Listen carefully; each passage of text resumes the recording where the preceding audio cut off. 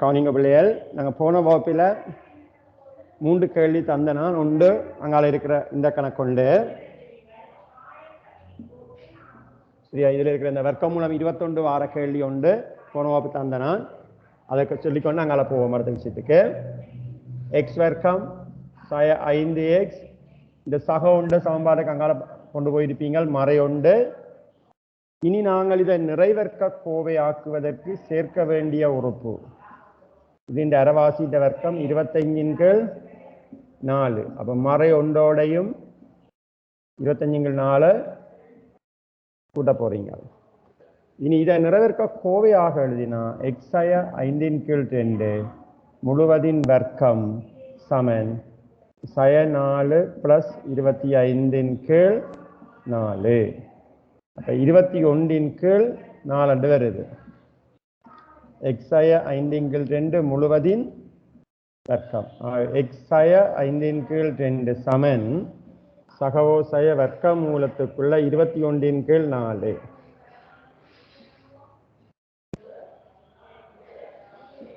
அப்ப x சமன் சகவோசய வர்க்க மூலம் 21/2 சக 5/2. ஓகே. அப்ப சகவோசய வர்க்க மூலம் 21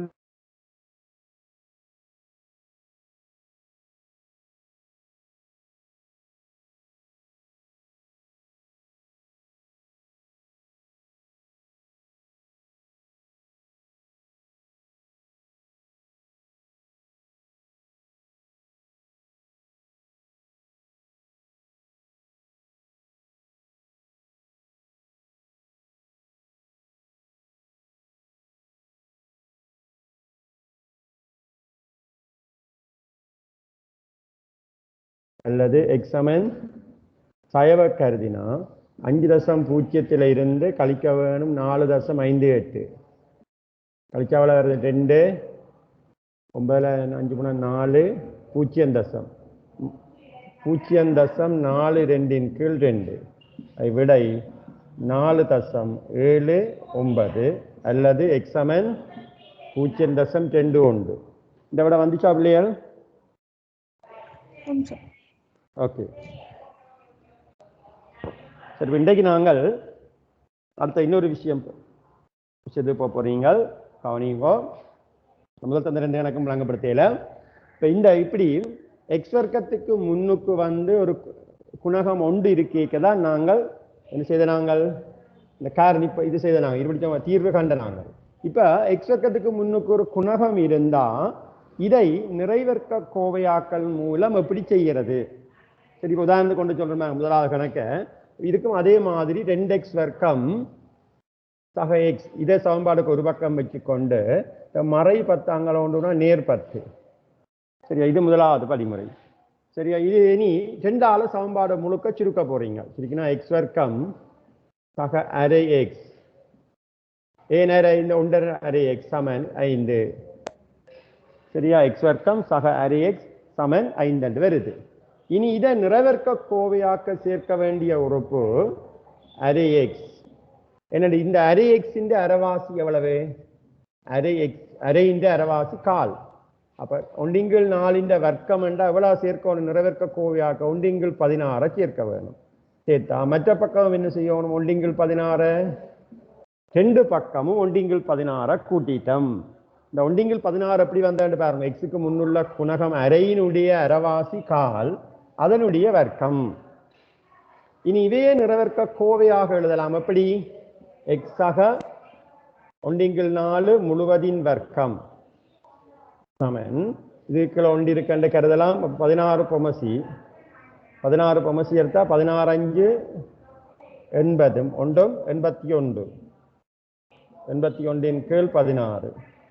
ஆகவே எக்ஸ் சக 1/4 என்பது அங்கால சகவோசைய வர்க்க மூலம் 81/16 வருது. இதுக்கு வர்க்க மூலம் தெரியும் 9/4 என்று வருது. சரியா? அப்ப இனி நாங்கள் சகக்குரிய கருதிக்கு ஒரு விடிய கருதலாம். பாருங்க, எக்ஸ் சமன் சகவோ சய 9/4. இந்த சக ஒன்றின் நாள் அங்கால வைக்க சய 1/4. ரைட், இனி ரெண்டு தீர்வு வரப்போகுது. ஒன்று எக்ஸ் சமன் 9/4 இருந்து 1/4 கழிக்கிறது ஒன்று, அல்லது எக்ஸ் சமன் சய 9/4 சய 1/4.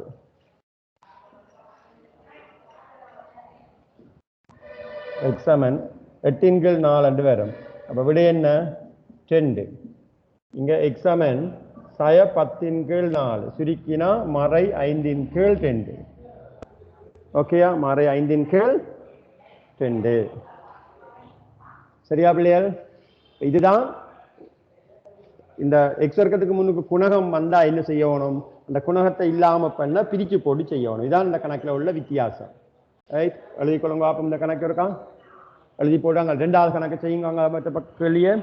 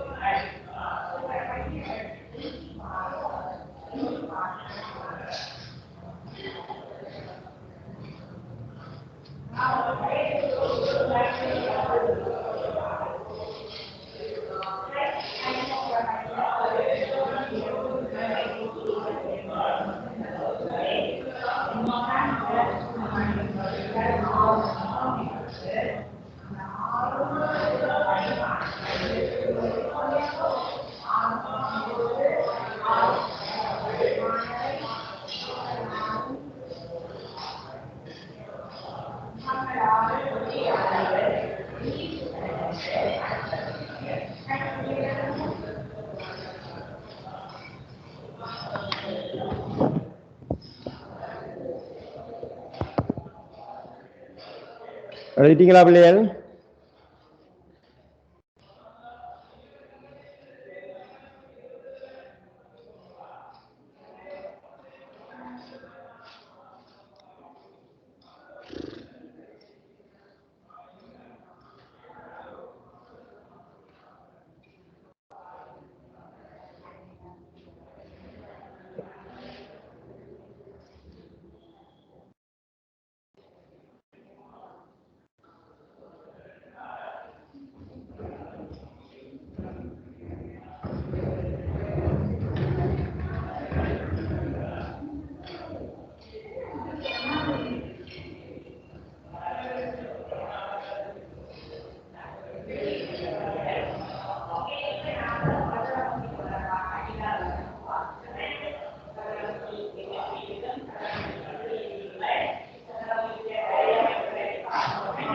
இந்த கேள்வியும் காரணிப்படுத்தக்கூடிய கணக்காத்தான் தந்திருக்கிறேன் பாருங்க.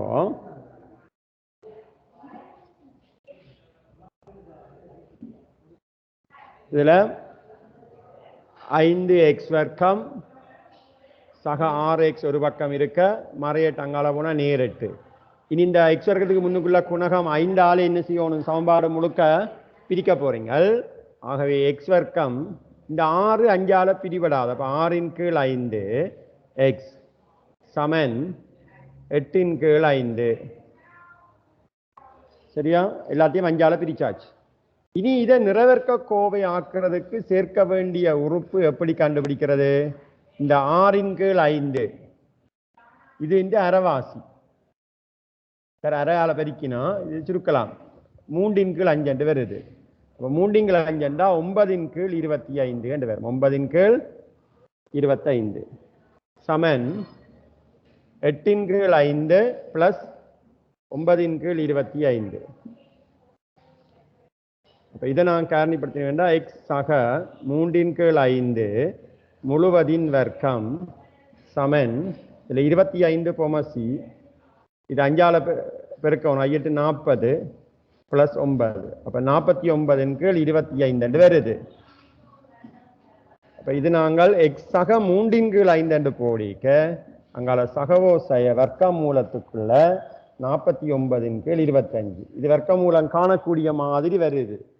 என்னது வருது? சகவோசைய 7/5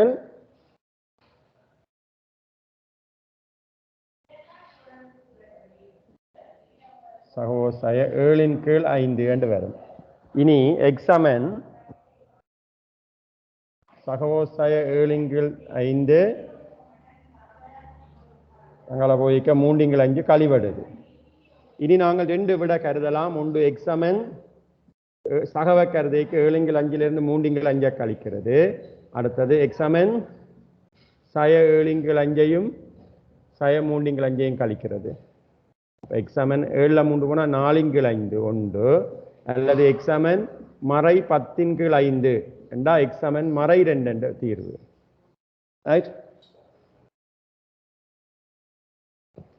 இதுல எக்ஸாமன் மறை 2. சரி, இதே மாதிரி இந்த கணக்கு செய்யுங்கவா.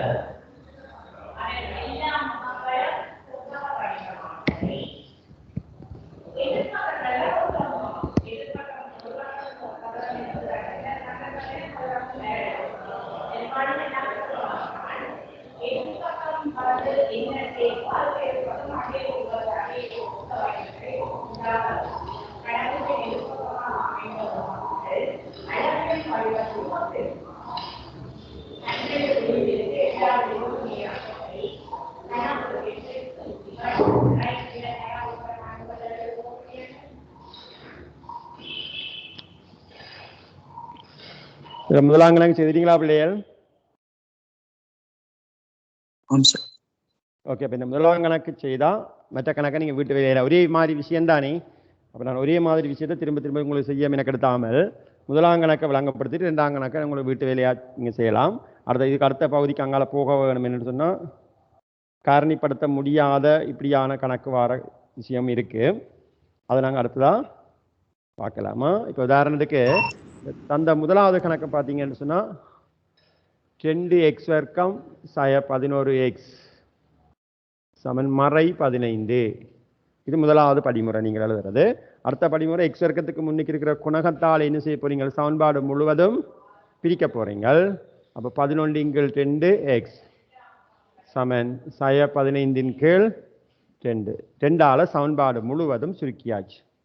சரி, சுருக்கினா பிறகு இதை நிறைவர்க்க கோவையாக்க சேர்க்க வேண்டிய உறுப்பு இது இந்த அரைவாசி 11/2 அரைவாசி என்றால் 11/4. அப்போ சேர்க்க வேண்டிய உறுப்பு என்ன, 121/16.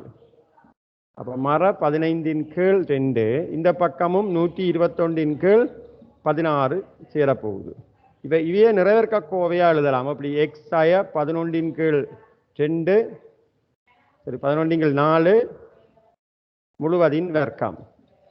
இப்போ இதுக்கு பொமசி எடுக்கலாம் 16 சரியா, 120 + 121 ஆகவே 1/16 சரியா. ஆகவே எக்ஸ் சய 11/4 சமன் சகவோ சய வர்க்க மூலத்துக்குள்ள 1/16 என்று வரும். இதுக்கு வர்க்க மூல பெருமானம் தெரியும் 1/4 ரைட். அப்போ இனி எக்ஸ் சமன் சகவோ சய 1/4 இந்த சய 11/4 அங்கால போய்க்கு சக 11/4 என்று வரும். ஆகவே எக்ஸ் சமன் சகக்குரிய கருதினா 1/4 + 11/4 அல்லது எக்ஸ் சமன் சய 1/4 + 11/4. ஆகவே எக்ஸ் சமன் 12/4 அல்லது எக்ஸ் சமன் 10/4. இது சுருக்கினா எக்ஸ் சமன் 3 அல்லது எக்ஸ் சமன் 5/2. ஓகேயா, இந்த ரெண்டு தீர்வுகளும் முழு நிலை வந்திருக்கும். சரியா பிள்ளை, இதில் ஏதாவது சந்தேகம் இருக்கா? Sir excuse me sir. சொல்லுங்க சார். இப்போதான் சார் இணைஞ்சேன் சார், சிலவா இருக்க சொல்றீங்களா திருப்பி? சரி சரி கவனிங்க.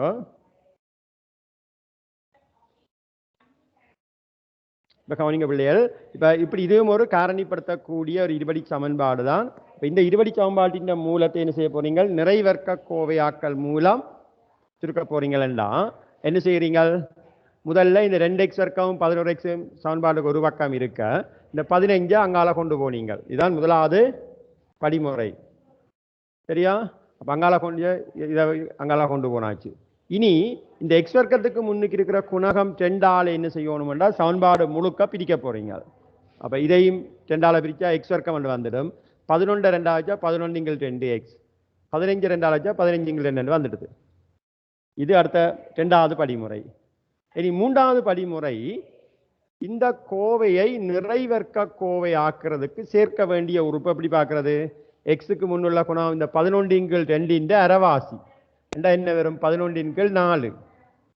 அப்ப இந்த அரைவாசியினுடைய வர்க்கம் என்றா 11 வர்க்கம் 121 4 வர்க்கம் 16. அப்ப 121/16 இந்த பக்கமும் கூட்டி இருக்கு, இந்த ரெண்டு பக்கமும் கூட்டி இருக்கிறேன் சரியாமா.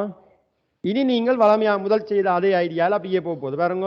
இந்த எல்லாத்தை நிறைவேற்க கோவையாக எழுதலாம். எக்ஸ் வர்க்கம் எக்ஸ் சய இது 11/4 முழுவதின் வர்க்கம். இந்த முன்னுக்கும் பின்னுக்கும் இருக்கிறத பார்த்தா காணும் நிறைவேற்க கோவையாக்குறதுக்கு 11/4 முழுவதின் வர்க்கம். இதுல பொமசி எடுத்து கூட்டி இருக்கு 2க்கும் 16க்கும் பொமசி 16.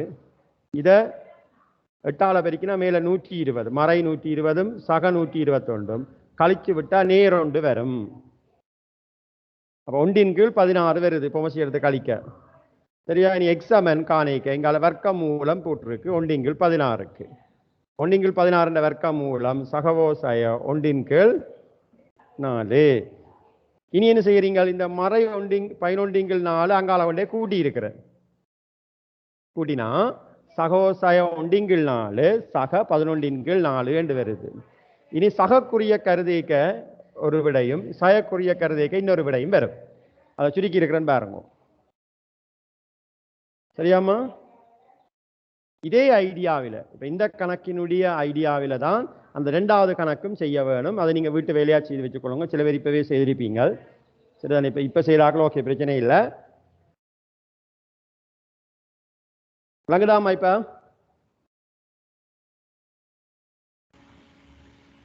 Okay sir. Okay right. அந்த ரெண்டாம் கணக்கை வீட்டு வேலையாக செய்யுங்க. இப்போ இதில் இது காரணிப்படுத்த முடியாததை இந்த முறையில் செய்ய போறீங்க.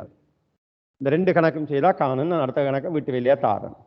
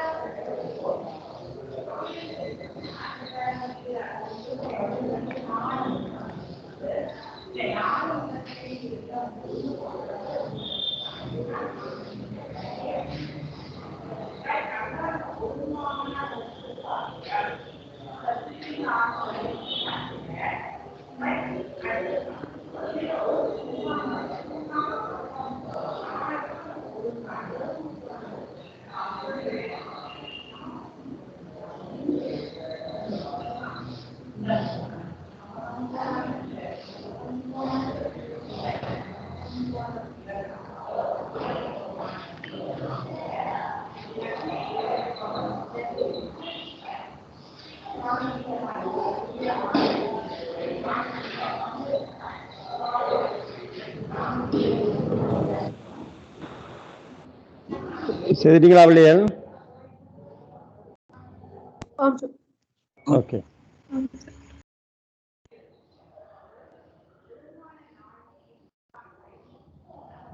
இப்போ முதலாவது பார்த்தீங்கன்னா 2x வர்க்கம் சக 6x சமன் 5 அங்கால கொண்டு போவீங்கள். இனி 2ஆல பிரிக்க வேணும். பிரிச்சிங்கன்னா 3x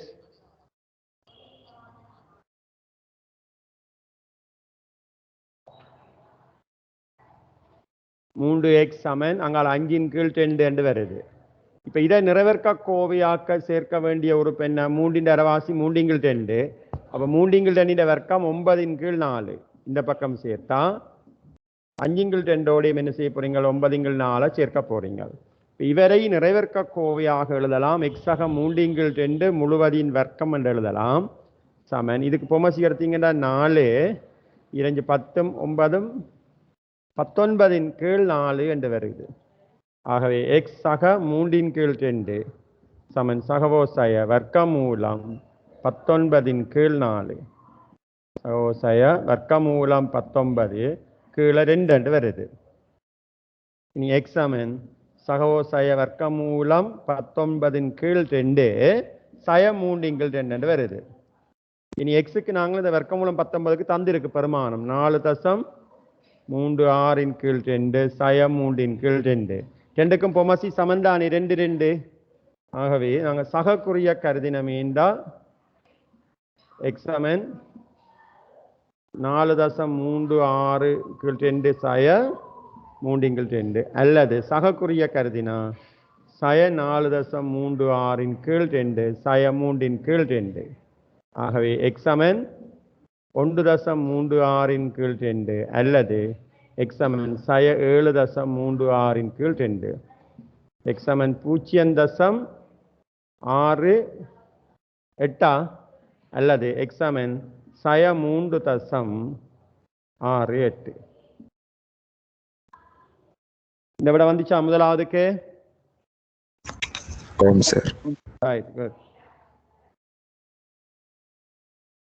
வேற விட வந்தாக்கள் நீங்கள் பார்த்து திருத்திக் கொள்ளுங்க. என்ன பிள்ளைன்றதை பாருங்க. நீங்க செய்த படிமுறையில் எங்க இருக்கிறீங்களா என்ற விஷயத்தையும் பார்த்தீங்கன்னா சரியா? யாருக்காவது இதில் சந்தேகம் இருந்தாலும் கேளுங்க, பயப்படாமல். எந்த படிமுறையில் உங்களுக்கு விளங்கையில் எத்தனையாவது படிமுறை?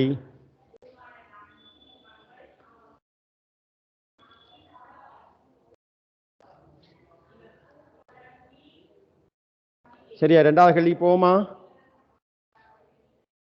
யாரும் எழுதாம இருக்கிறீங்களா?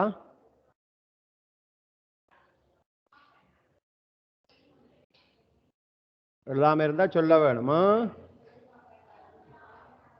2வது கேள்வியை பாருங்க.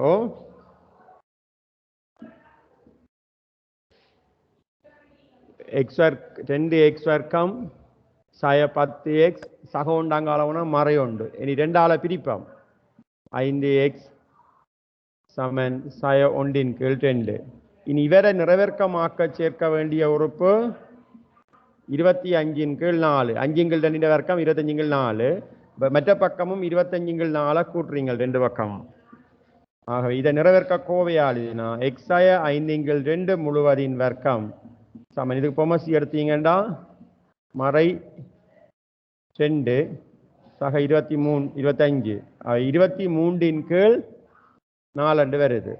ஆகவே x சய 5 கீழ் 2 சமன் சகவோசய வர்க்கமூலம் 23 கீழ் 4. 23க்கு வர்க்கமூலம் தெரியாது. ஆகவே 23 என்றே போடுவோம். இதுக்கு 4க்கு வர்க்கமூலம் 2. இனி x சமன் பிரதியீடு செய்ய போறேன். வர்க்கமூலம் 23 தந்திருக்கு 4.79 கீழ் 2. இந்த மறை 5 கீழ் 2 அங்கால போய்க்க சக 5 கீழ் 2. இனி நாங்கள் 2 விடை சகவ கருதிக்க கூட்டுப்படம். கூட்டுப்பட்டா 9.79 கீழ் 2 1 கூட்டுப்பட்டா சயவ கருதினா 5ல இருந்து 5.0 இருந்து 4.79 கழிவிட போகுது. 1 2 0 0.21 கீழ் 2 வரும். சரியா பிள்ளைகள்? இனி நாங்கள் இதை பிரித்து விட்டமே என்றால் விடை வந்துடும். என்னென்று வரப்போகுது? x சமன் 4.895 ஓம் சார். அல்லது x சமன் 0.105. ஓகேயா?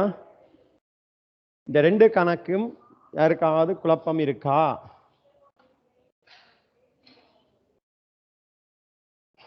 நிறைவர்க்க கோவையாக்கல் மூலம் இப்ப முன்னுக்கு குணகம் வந்தா செய்யறதுல யாருக்காவது குழப்பம் இருந்தா கேளுங்க.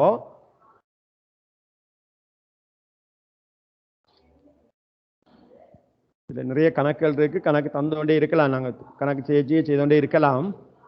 அவங்களுக்கு பேசிக்கா அந்த அடிப்படையில் என்ன மாதிரி செய்யறோம்ன்ற விஷயத்தை உங்களுக்கு விளங்கினாலே காணும். என்ன படிமுறையில் செய்யறோம், முதலாவது என்ன செய்யணும், அடுத்த படிமுறை என்ன செய்யணும், அந்த படிமுறைகளை கொஞ்சம் கணக்கு செய்ய பயிற்சியில் வந்துடுமா. இப்போ அடுத்து நான் தார இந்த ரெண்டு கணக்குக்கு முன்னம் இதில் கணக்கு வேண்டாம், தலையங்கம் போட்டுக்கொள்ளுங்க. அடுத்தது சூத்திரத்தை பயன்படுத்தி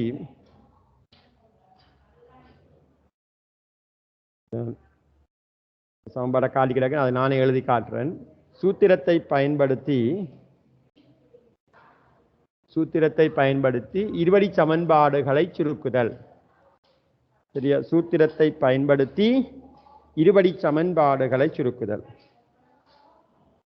இதற்கு பாருங்க, இதுக்கு ஒரு விஷயத்தை சொல்றேன் பாருங்க. அப்படி என்றது இந்த சமன்பாடு வந்த முறையை சொல்ல போறேன், அதை பார்த்து பயந்து போகாதீங்க. உங்களுக்கு அந்த கடைசியா இருக்கிற சமன்பாடு மட்டும்தான் பாடமாக்கி இருக்க வேணும். சரியா?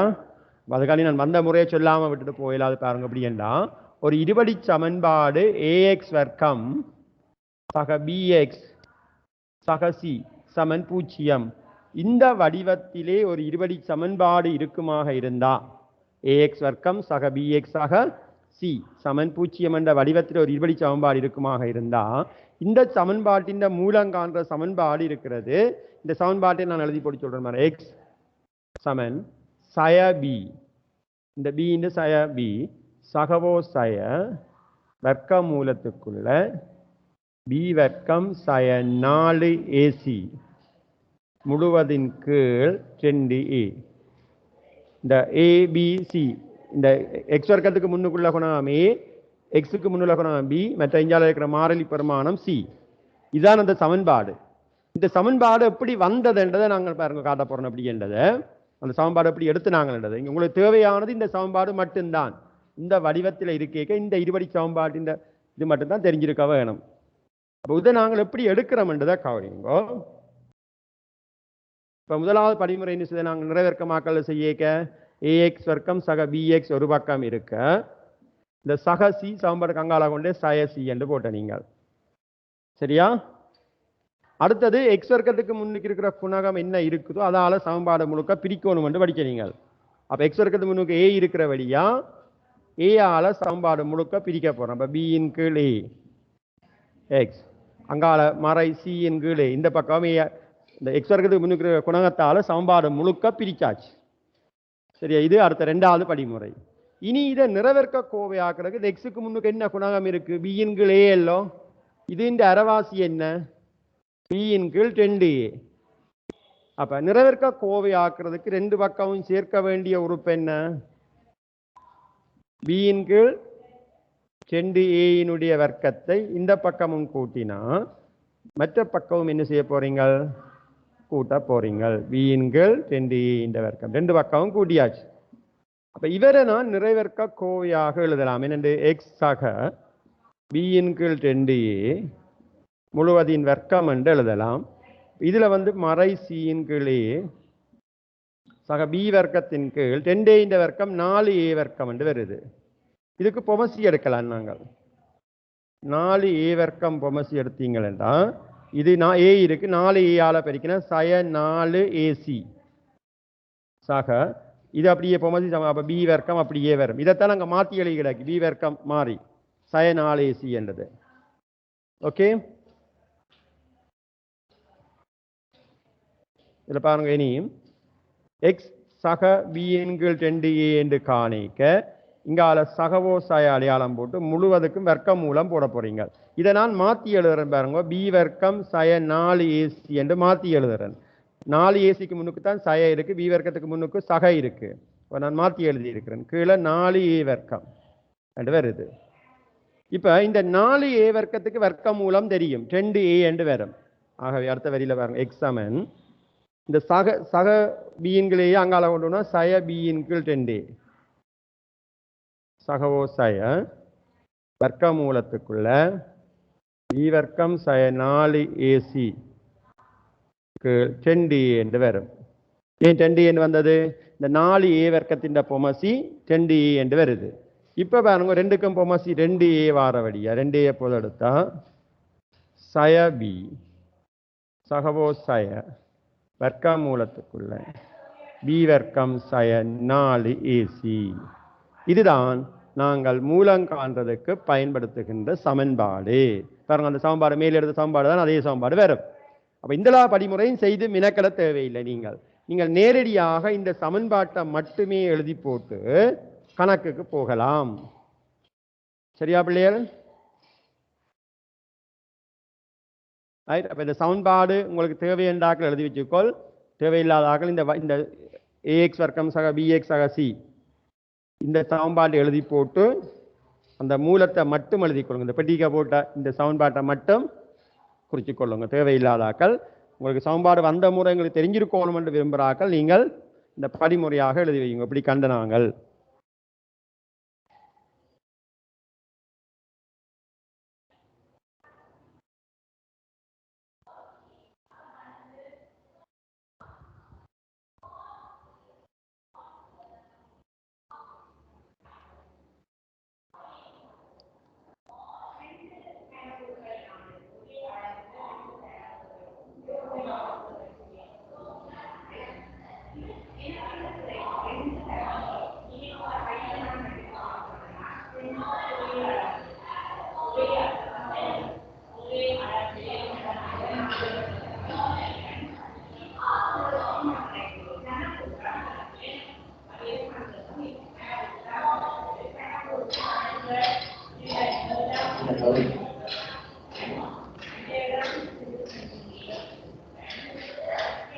முடிஞ்சு.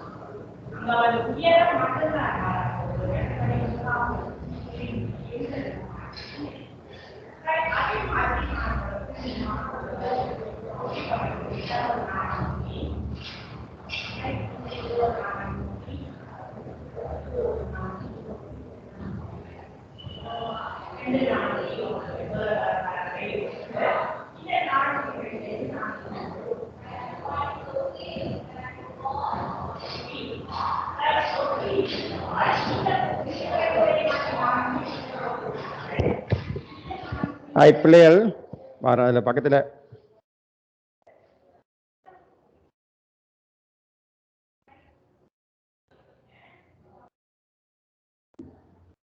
கவனிங்கோ.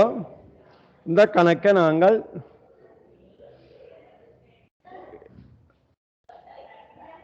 போகிறோங்க, வெயிட் பண்ணுவோம். இந்த கணக்கு இருக்கா யோசிக்க பார்ப்போம்.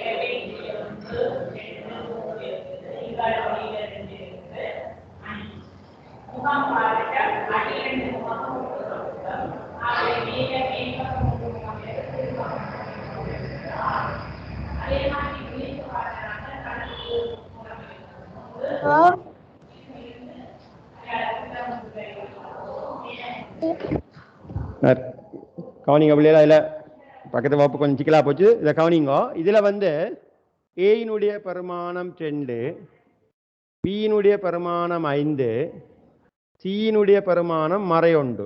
ஏபிசி இந்த மூன்றின் பரிமாணத்தையும் எழுதுவீங்க. எக்ஸ் இருக்கிறது முன்னுக்கு இருக்கிறது ஏ, இது பி, இது சி. சி எழுதியக்க இந்த குறியோட சேர்த்து பார்க்க வேணும். இப்போ இந்த இதில் எக்ஸுக்கு முன்னுக்கு மறை 5 இருந்தால் பியின் குணகம் மறை 5 தான் எழுதுவீங்க. இனி நான் சமன்பாட்டை எழுத போறேன். சய பி சகவோ சய வர்க்க மூலத்துக்குள்ள பி வர்க்கம் சய 4 ஏசி முழுவதின் கீழ் 2 ஏ என்ற சமன்பாட்டை எழுதி போட்டு சய பிக்கு பதில் 5 சகவோ சய வர்க்க மூலத்துக்குள்ள பி வர்க்கம் பிக்கு 25 பி வர்க்கம் சய 4 தர ஏக்கு 2 சிக்கு மறை 1 முழுவதின் கீழ் 2 தர 2. முதல்ல இந்த சமன்பாட்டில் பிரதியிட்டு இருக்கு. மறை 5 சகவோசய வர்க்க மூலத்துக்குள்ள இதுல 4 2 8 எண்ணொன்று 8 நேரட்டா வந்துடும். அப்ப 25 + 8 கீழ் 4. ஆகவே மறை 5 ± வர்க்க மூலம் 33 வருது. உங்களை வர்க்க மூலம் 33க்கு பெருமானம் தந்திருக்கிறேன். 5 சகவோசய வர்க்க மூலம் 33க்கு எவ்வளவு? 5.74 முழுவதின் கீழ் 4. இனி நாங்கள் 2 விட கருதலாம். ஒன்று சகக்குறியாக இருக்கும்போது ஒரு விடையும், சரியா சயவாக இருக்கும்போது இன்னொரு விடையும் கருதினீங்கள் சொன்னால் எக்ஸுக்கு 2 விடை. ஒன்று மறை 5 + 5.74 கீழ் 4 1, அல்லது எக்ஸ் சமன் மறை 5 மறை 5.74 கீழ் 4. ஓகேயா?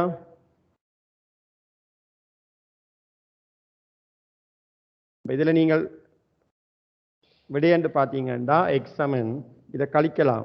0.74 கீழ் 4 1, அல்லது எக்ஸ் சமன் சய 10.74 கீழ் 4. அப்போ பிரித்து விட வார விட என்ன? 0.1 4 32 மிச்சம் 5, அல்லது எக்ஸ் சமன் மறை 2 என்ன வந்த விட 6 24 3 மிச்சம் 8 5 இந்த விட வந்துச்சா பிள்ளைகள் முதலாம் கணக்குக்கு ஆமாம் சார். ஓகே ஆமாம் சார். இதே மாதிரி ரெண்டாம் கணக்கும் செய்யலாம் இல்லை உங்களுக்கு செய்திருப்பீங்கன்னு நினைக்கிறேன். ஏக்கு என்ன பிக்கு என்ன சிக்கு என்ன இந்த மூன்றுக்கும் பெருமானத்தை போட்டுட்டு இந்த சமன்பாட்டில் பிரதியிட்டு செய்கிறது சில பேருக்கு ஈஸியாக இருக்கும். கூடுதலாக சமன்பாட்டை பயன்படுத்துறது எப்போ ஈஸியெண்டா இந்த எக்ஸ்வர்க்கத்துக்கு முன்னுக்கு குணகம் வரும்போது எக்ஸ்வர்க்கத்துக்கு முன்னுக்கு குணகங்கள் வரும் வேற ஒன்றை தவிர வேற குணகங்கள் விரைக்க சமன்பாட்டை பயன்படுத்தி செய்கிறது ஈஸி. நிறைவேற்கமாக்கல் முறையில் செய்கிறேன்னா கஷ்டம் ஏன்னு சொன்னால் அந்த படிமுறை முழுக்க செய்து கொண்டு வரணும். நீங்கள் இது சூத்திரத்தை காண்றதுமே படிமுறை முழு படிமுறையும் செய்ய வேணும். அப்போ அதுக்கு சமன்பாட்டை பயன்படுத்தி செய்கிறது உங்களுக்கு ஈஸியாக இருக்கும்.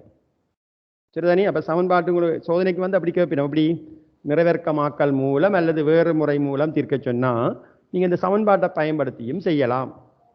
அப்போ எக்ஸ்வர்க்கத்துக்கு முன்னு குணகம் ஒன்று இப்போ தனியாக எக்ஸ்வர்க்கம் இருந்தால் ஏக்கு பதிலாக ஒன்று போடுவீங்க. முன்னுக்கு ஒன்று இருக்குன்னு மரமாக கருதலாம். ஏக்கு ஒன்று பிக்கு மற்ற பிரமாணங்களை போட்டு போவீங்க. சரியா பிள்ளைகள்? ரைட். அப்போ இன்றைக்கு இதோட இந்த 2 கணக்கையும் எழுதிக்கொள்ளுங்க வீட்டு வேலையா.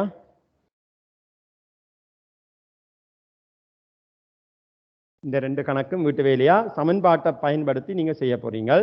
5x வர்க்கம் சய 6x சய 1 சமன் 0. இங்கே வர்க்கமூலம் 56 தந்திருக்கு.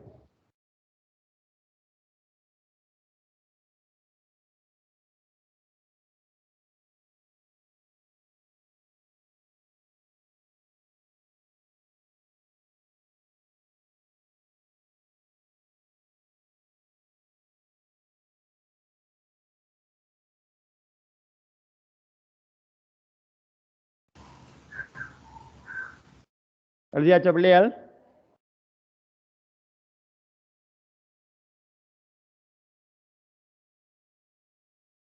இன்னும் இதில் நாங்கள் கொஞ்சம் வசன கேள்விகள் கொஞ்சம் வேற வித்தியாசமான சோதனைக்கு வர மாதிரி பெரிய கேள்விகள் கொஞ்சம் பார்க்க வேணும். அதுவும் பார்த்துட்டோமேன்னா இந்த சமன்பாடுகள் இதோட முடியுது. ஓகே பிள்ளைகள் எழுதிட்டீங்களா? நேரமாக உங்களுக்கு நீ அடுத்த இன்னொரு பாடம் இருக்குது 10:30 ஆகும். ஓகே, நாங்கள் மீண்டும் அடுத்த இன்னொரு வகுப்பில் சந்திப்போமா? ஓகேயா? Thank you sir. Okay. Thank you, sir.